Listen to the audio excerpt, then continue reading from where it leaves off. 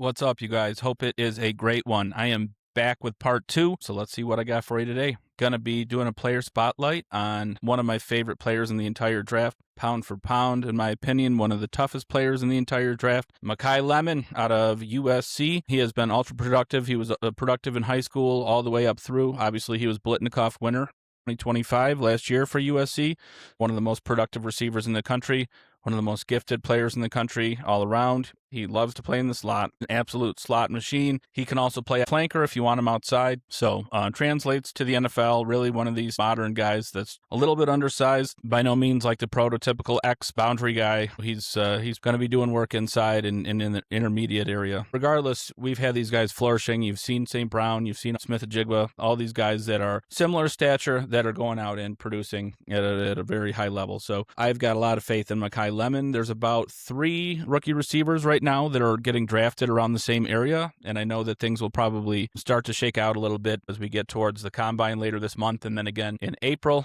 where we see where they're going to end up. I'm so fully in 2026 mode right now, and this is where all the work pays off. We got to be grinding the whole way up until September's here. I'll be with you guys on that. Likes and follows appreciated. I'm going to try to keep grinding and get you guys what you need, but let's get back to Lemon. Like I said, he's just an absolute slot machine. When you comp him, a lot of guys are going to comp him to Monra and JSN.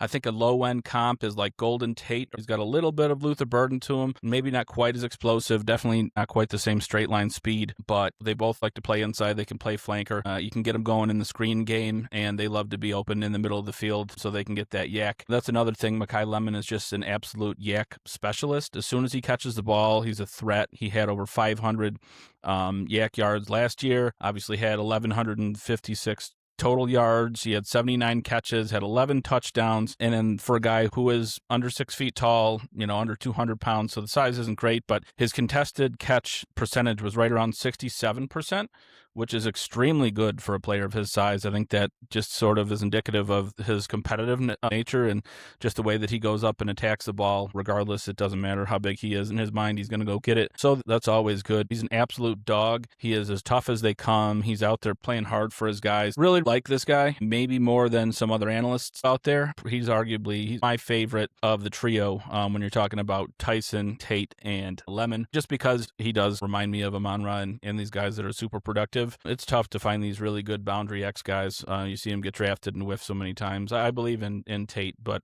I just think that Lemon is so safe, and safe's not exactly the word that comes to mind when I'm thinking of Jordan Tyson. I think that he's probably got the most upside of the 3. His explosive nature, he's a little bit bigger at 6'2", runs really good routes, pretty solid hands, not the most consistent guy, and was plagued by quite a few injuries in college. So he's probably got the lowest floor and the highest ceiling, but I'm going to still stick with Lemon as my best. Safest floor, really just the best overall player, most polished player ready to go. So he's going to be my guy.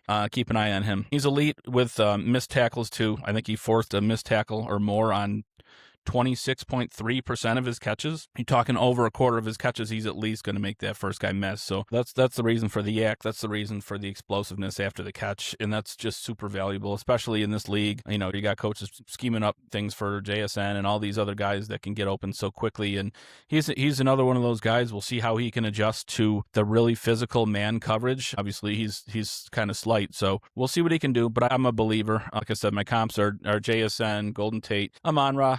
So he should fit in somewhere. He's a man and a zone beater. I think he was one of only 6 wide receivers in the last 5 years to average 3+ yards per route run versus man and zone coverage. He's an elite company in terms of the yards per route run. Last year was super successful for him. He's elite, short and intermediate pass catcher. He gets open at will in the middle of the field, and he is super tough. He's going to take that hit. The safety's coming down. He doesn't care. He's going to just sit in that spot and take what's coming to him. So respect for him. He's just a grinder. Really good dude. Whenever you hear him talk, you just hear that competitiveness, and that's what I like. Obviously, he was a Blitnikoff winner last year, won that award over Jeremiah Smith at Ohio State. So that's impressive, and you can argue either way who should have won and whatever, but you can't argue that Lemon had himself a hell of a year. Should have himself a very, very nice NFL career. So I'm going to start getting into, where I think he's going to finish in Dynasty. A lot of it is going to be landing spot for him. Let me tell you exactly what needs to happen for landing spot, actually, first and foremost.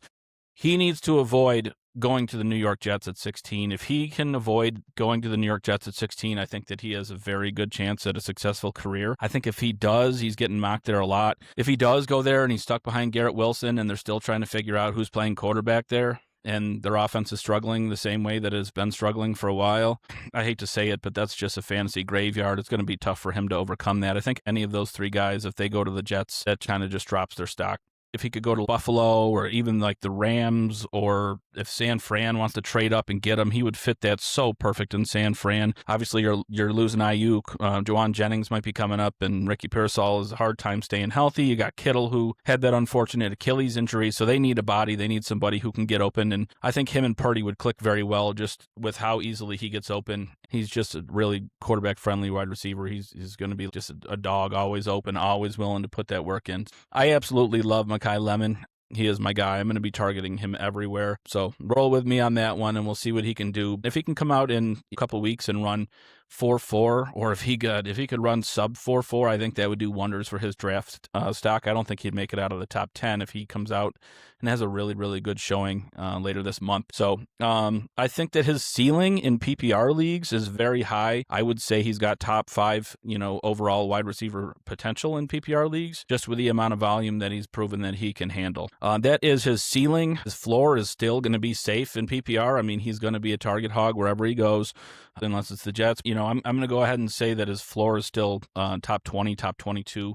or so. I see him being extremely productive, even if he's not an elite receiver. I see his floor being very safe. I think he'll be, at the very least, a good wide receiver too. And I think that his most likely outcome is going to be somewhere right around borderline wide receiver 1. You want to talk about wide receiver 12, wide receiver 10, maybe 15-ish, but he's going to be somewhere in that mix for borderline wide receiver 1 in Dynasty, in my opinion. Like I said, that upside is really big in PPR. My fearless forecast that I've got for him in 2026 is going to be somewhere between 70 and 80 catches. He's going to have about 950, between 6 and 8 touchdowns. I know he had 11 last year. If he can come out in the right situation, and all those numbers can be significantly better, and in a worse situation, obviously, those numbers can dip. So it's not perfect, but even if he goes to a team like Washington, if they lose Debo, Terry McLaurin's not getting any younger. They just lost Zach Ertz. So they're going to need somebody, whether it's going to be Sadiq or whether it's going to be somebody who can be an option for Jaden Daniels, just to take some pressure off of him. But I absolutely love Makai Lemon. He is my guy. But yeah, follow and